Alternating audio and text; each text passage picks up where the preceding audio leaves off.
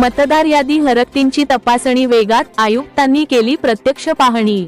धुळे आगामी निवडणुकांच्या नियोजनाचा भाग म्हणून मतदार याद्यांवरील हरकतींची छाननी आणि पडताळणीची प्रक्रिया जलद गतीने सुरू आहे।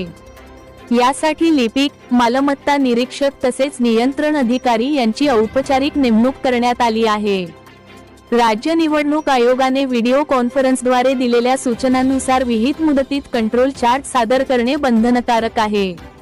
त्यानुसार घरून कंट्रोल चार्ट भरणे, तपासणी आणि पडताळणी यासंदर्भातील कामकाज संबंधित निरीक्षक व लिपिकांकडून सुरू आहे।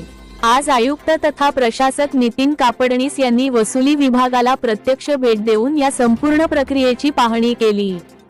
त्यांनी संबंधित कर्मचाऱ्यांना कामाची गती वाढवण्याच्या सूचना दिल्या।